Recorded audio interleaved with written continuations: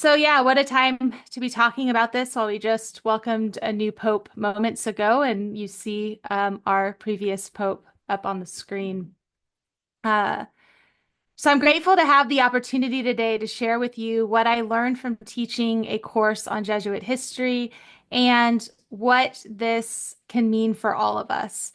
I've come to realize over the past couple of years that diving into the history of the Society of Jesus can not only inform how we guide others in this mission, but it can also inspire each of us to keep at it, especially when it is the most challenging. So there are two things that I hope this talk and subsequent conversation that we have will inspire us to consider. First, what would a course like this look like offered to adult Ignatian educators? But then second, what elements of this course could be useful to incorporate into our existing and burgeoning formation programs? But first, how did I come as a non-history major to teach a course on Jesuit history to second semester seniors? So last year, I was assigned one section of church history for about 20 seniors in the spring semester. And to be honest, I was a little intimidated how to fit 2,000 years of church history in only 40 class days. I was also not 100% certain I knew enough about those 2,000 years to do it any justice. So since I only had one section, I was able to experiment a little. And I thought, what if I started the Protestant Reformation and focus on the history of the church through the lens of the Society of Jesus? After all, I went backwards. After all, for many of these seniors, this was going to be their last theology class, as well as their last 40 class days in the Jesuit school. The first year that I taught Jesuit history was kind of a throw it at the wall and see what sticks, as I was learning a lot of things alongside of them. And I was really grateful that they were flexible enough to take that journey with me. But this year I had three sections of seniors for church history, and so I worked to refine the course a little more. Over the past 2 years of working with this course, I've come across so many sources, books, podcasts, movies, and more. It seems new sources are coming out all the time to add to the repository. So I had a fair amount of information to look through and determine what I could feasibly share in 40 days that would give seniors the overall picture of the Society of Jesus and also allow them to reflect on their own experience of Jesuit education. I continue to review what is the best structure and what are the best resources for the course. I also continue to ask myself, what are the key sources that are feasible for them to reflect on, as I'm acutely aware both of the lack of time and the inevitable senioritis of second semester. And this is the same struggle I know we face with adults as well: time, interest, availability to the information offered. So even though I know I'll change some things in the future, I'll share with you briefly how I structured this semester and what I learned from that experience. And our last class day was yesterday, so this reflection is really top of mind for me right now, and I'm still recognizing and unpacking the graces of this semester. So of all the resources available, I chose to design the course over this book by O'Malley that goes from the early society until the election of Pope Francis. It is easy to read and doesn't shy away from the complexity of the history of the Jesuits. It is a book that looks at Jesuit history through an honest lens, relating the successes, the mistakes, and the challenges in an easily digestible way. Though I supplement it with a lot of other sources, I assigned almost this entire book to guide the semester. And I designed the topics based off of the sections of this book. So the course had 4 topics that went along with the chapters of the book. And the last topic gave this students the opportunity to explore various current works of the Society of Jesus. In addition to this book, I also had each student present on 2 saints and blesseds from this new book from Jesuit sources. I think it just came out maybe last summer. And they also had to add a couple of their own sources as well. We started the course with a discussion on the sentence at the top here: history is best learned through stories, agree or disagree. In the end, most students say you need both and stories and facts in order to understand history. So that's what we did all semester. We learned the facts, but then we used stories, both real and also historically fictionalized, to make the history come alive. So here's just a cursory overview of the semester itself. For each topic, I had students do some reading and note taking, but they also had to write journal reflections on a Google Doc. On that document, I offered them comments and they responded to my comments so we could have kind of a real life individual conversation over the material as well as a class conversation. And then for each of the first three topics, they had an essay to write, which was intended to bring the reflections from the journals as well as the reading and class conversations together. And then finally, topic 4 was a project. So just to highlight some of the questions that they reflected on for topic 1, um, the first one, of course, I had them write about this question of we learn history best through the stories of people, agree or disagree. And then also tell me, the intro part of any class, what do I need to know about you? After we talked about the Reformation, I had them write about whether it was positive or negative development for Christianity and how that legacy influences Christianity today. And then as we start talking about the Society of Jesus, which of course came about right at that time, how was that integral to what the church needed at the time? And then also because suspicions of the society started almost, immediately at with the first 100 years of their work. What was the root cause for so many people to be suspicious of what the Jesuits were doing? And then their essay, and then we also, between topic 1 and 2, we watched the movie Silence, which I'll talk about a little bit more in a second, but they had to reflect on what do they think it means to have faith in a world full of anguish and suffering. And then for their essay, they chose one of two things. They could either write on the movie Silence and talk about that, or they could write on the Protestant Catholic Reformation. And for every one of these topics, I wanted to relate it to present day. So if they wrote about the Protestant Catholic Reformation, I gave them information on the synod process that just ended in October, and asked them to compare and contrast what was needed in the Protestant Reformation, what was needed in the Synod, how was the response of the Catholic Church in the Protestant Reformation, how is the response now? If they chose the Silence paper, I gave them some contemporary examples of religious persecution around the globe, and they talked about the comparison and contrasting of that. What was it like to be loyal to your faith today versus loyal to your faith in the 16th and 17th century? What were the similarities and differences? And then we did watch the movie Silence, and simultaneously, a colleague of mine was also leading a discussion group on the book Silence for a parish group next door. And so it was interesting to talk about that with him, the book versus the movie. But for seniors, the movie was very approachable and we didn't have a whole lot of time. So we did do the movie. Last year when I taught this class, I showed the mission. It was also the first time I had seen the mission. So, it was good for me to watch that too.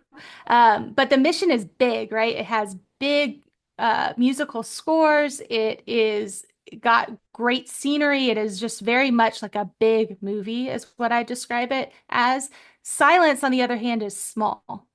It's quiet. It has big scenes, but again, there's not this big looming soundtrack. It's really silent and quiet, and there's quiet contemplations throughout the movie. There's moments of confusion, persecution, conversations on faith and doubt. There's just so much to unpack and discuss. It could have been the whole semester. But I remember this moment when because you have 55 minutes each class, so you end the movie, go on to the next class for the next part of the movie. We ended at a scene where there were 3 people being crucified in the ocean, and one of them was singing. And it was just this heartbreaking scene. It was also one of the most powerful scenes for the actors and for Martin Scorsese himself. But you could have heard a pin drop as my students exited the classroom, ending on that scene.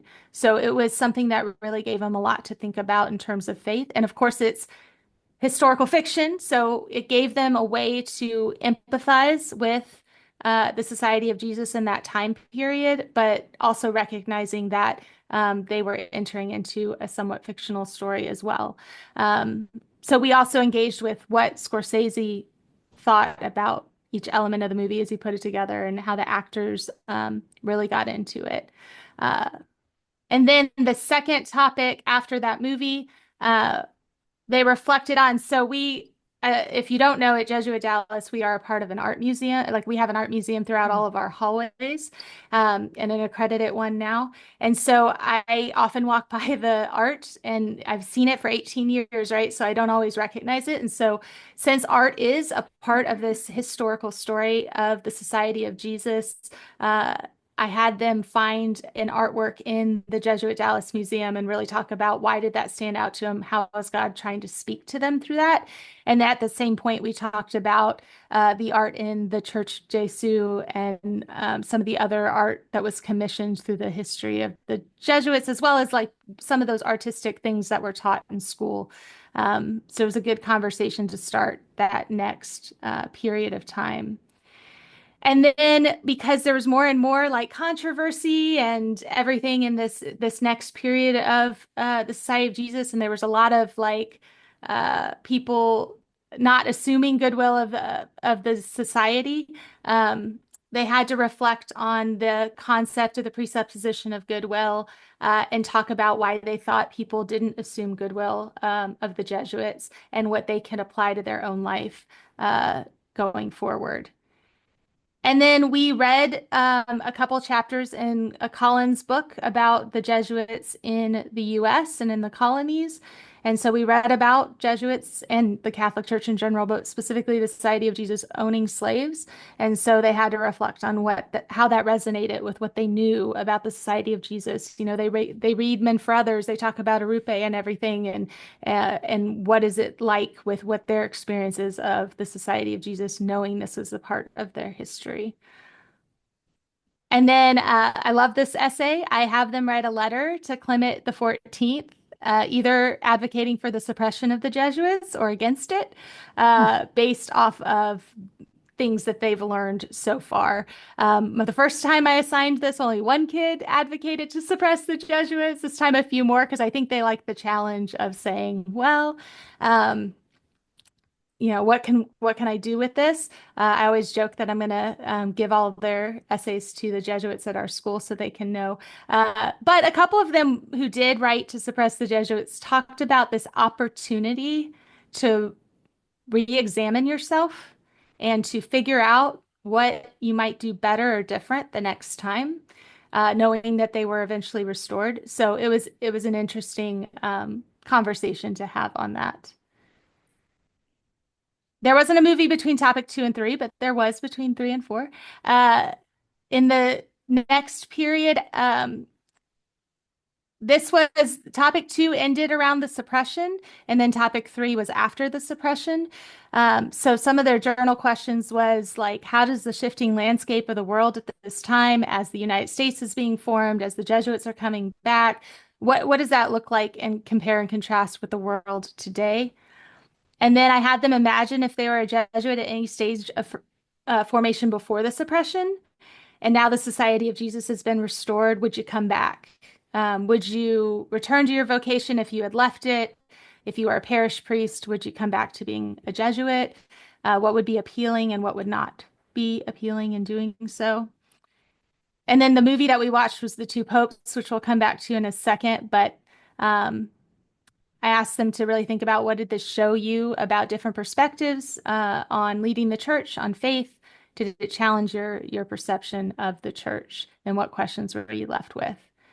The first time I taught this, I had time for a essay in topic 3. I did not this year, but I liked this one last year where I asked them to have a conversation between Ignatius and Pope Francis and have Ignatius really like evaluate how Pope Francis was doing. This wouldn't work now that he's dead, but evaluate what Pope Francis was doing and have that kind of dialogue back and forth. What would Ignatius say about Pope Francis's work? What would he ask him to do differently? What would he support? And then we watched The Two Popes. This is interesting because they watched it right before Holy Week, and then we went home, and then we came back to talk about it. And I was like, oh, now both of these popes are dead. And I showed that picture of them watching the soccer game, and I was like, this is what I imagine right now in heaven, that Pope Francis is being able to kind of rest and be excited to be reunited with some people in heaven. But what they said about this again, fictionalized interaction was that it humanized the popes for them.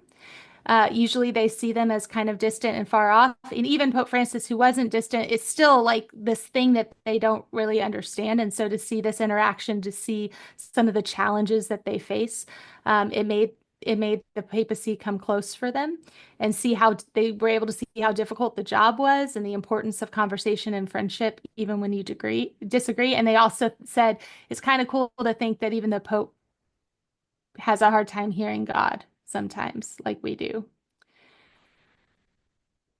And then the last topic is really about them. So they had to do a final project on the Jesuits today and kind of compare it to the history we learned. So they had to learn about one issue or one organization the Society of Jesus has that is addressing a particular issue, and then historicize, analyze, and reflect on their work, and then share that with the class, present with the class. Um, so they had to historicize it from the beginning of the time of the Society of Jesus. Like, were they addressing this issue or were they not until a certain period of time? Are there any key learnings in the past that might prove useful to their current work? I had them explain how this work fits in the preferences of the Society of Jesus, Catholic social teaching, the original intentions for the society, the pursuit of greater good and the glory of God, the current mission statement of the society. So they really had to be familiar with who the society is now and what the society was at its inception, and then analyze what do you think is working, what's missing, what questions do you have, how could this be extended to other areas of the church, what would you do differently, and then finally reflect on what this means for their own life, especially as seniors who are about to go off and find their way and find their career. What does this connection mean for them? What has this taught them? These are all of the things that I gave them as an opportunity to present on, and most of these were presented on in one of my three classes. Everything from what the modern society is doing with slavery, um, what new schools have popped up in terms of Fei Alegria schools, Cristo Rey network, Nativity Miguel, etc. Some of the border ministries, the listening to indigenous voices, all of those things. But they could also talk about if they liked a particular country's history that we studied, they could see what they were currently doing in that country. So I had a student present on China, another one on India, another one about Africa and what we learned and what they're doing now. So all of those were really kind of cool for them to engage with. So that was kind of the overview of the class, but I think the most important thing for this conversation to follow is like, what did I learn about this from doing this work, right? What were my key learnings as an adult? And then what are some questions I have for our reflection? So my first kind of key learning, oops, I'm going in the wrong direction, was there's always something to learn, always a way to grow deeper in our knowledge of the society and its impact. Obviously, we know this as educators, but I want to highlight that I used to be fearful of not knowing everything about a topic before teaching it. I used to be fearful of not knowing the answer to every question that came up in class, but this class gave me the opportunity to learn alongside of my students, to find new moments of clarity and understanding, but also to identify new questions I was left asking.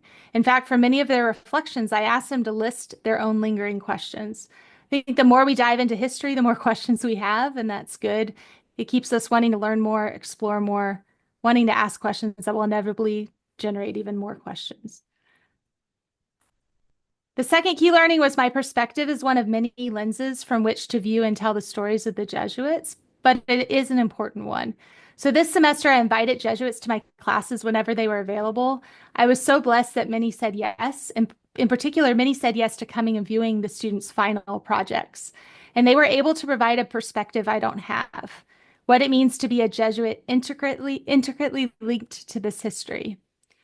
However, I think teaching this class as a laywoman whose life has been profoundly impacted not only by the Society of Jesus, but also the spiritual exercises, the Ignatian pedagogy, and more was impactful for my students. Sure, it could have been any one of the Jesuits that visited my class. I could have taught them this history, and they probably would have had a lot less reading and studying to do as they did so. But I was able to give my students a perspective they could share, as most will not become Jesuits either. how this history is important not just to the life of a Jesuit, but also to the world in all sorts of places. Jesuit history also showed me the complexity and necessity of the presupposition of goodwill in practice. So, though the presupposition of goodwill is meant for a director and directee in the exercises, we know that over time it has been extended to a wide variety of challenging encounters. It has become a means through which to evaluate how we listen to one another. This semester, we studied the many, many times in their history that goodwill was not assumed of the Jesuits. Times they were accused of assassination attempts, times false accusations were put into book form, books that followed them forever, and more. We discussed how this lack of assuming goodwill was a factor that led to consequences like expulsion from countries, martyrdom at times, and even suppression. But we also discussed how difficult it is to wrestle with some of the actions that did not resonate with what we know of the society today, like the ownership of slaves or the times that they consciously or unconsciously forced their culture on others instead of finding a way to meet others where they were at and get to know their culture and circumstances first. Actions the society continues to unpack and reconcile with today. So this course gave me and gave my students, I think, the opportunity to reflect on the complexity of what it means to assume goodwill and not let the assumption of goodwill keep us from facing difficult truths and real, human, imperfect, and sometimes terribly wrong choices that get made throughout time. I also learned that there is great power in discernment and having faith over fear. It became kind of a tongue-in-cheek joke throughout the semester that every time the Jesuits were expelled from a country, I would say, just wait, they'll probably be back. And notes like, they got kicked out of France, closed 16 schools, they were allowed back in, and they opened 18 new ones, were regular as we moved throughout the centuries.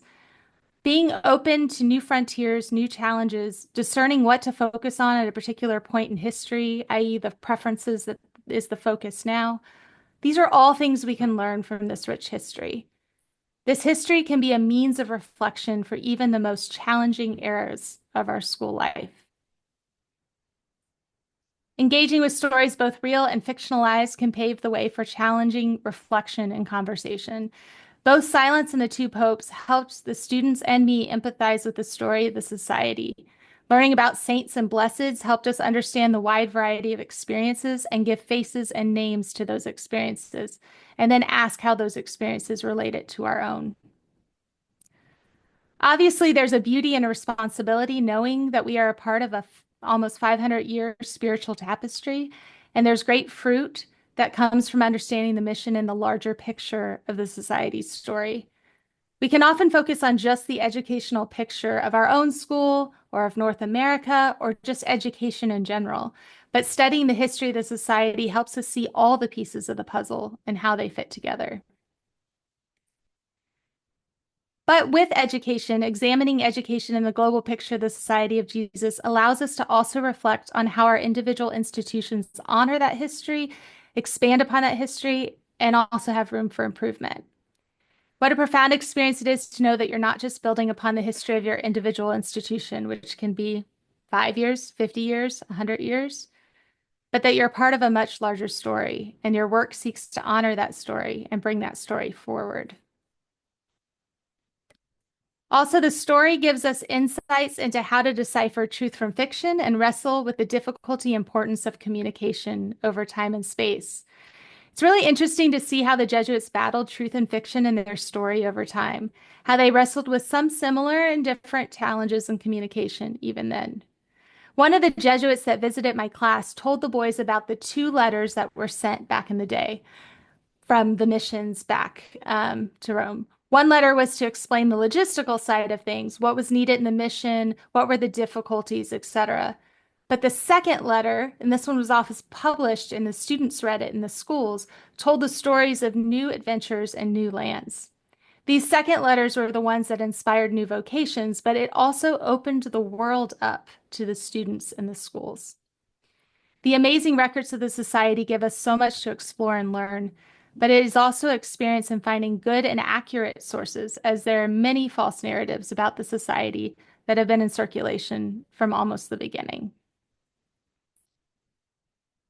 And then my questions for reflection and discussion after this presentation, things I've been thinking about with regards to what does this mean beyond just teaching seniors in their last semester and giving them insight as to why they're sitting in a Jesuit school. The first one is, how can we provide time and space for our colleagues to learn the past, connect the past with the present, and allow it to be a tool to guide our future, our plans for our future? Also, how can we tailor the learning of history to the various departments? Can we find a Jesuit story, person, book for each part of our school that will help inspire our colleagues to go deeper? I mean, we know we have Jesuit scientists our science department could connect with. We have Jesuits who have run schools and finances. What could those stories do to help our finance department go deeper?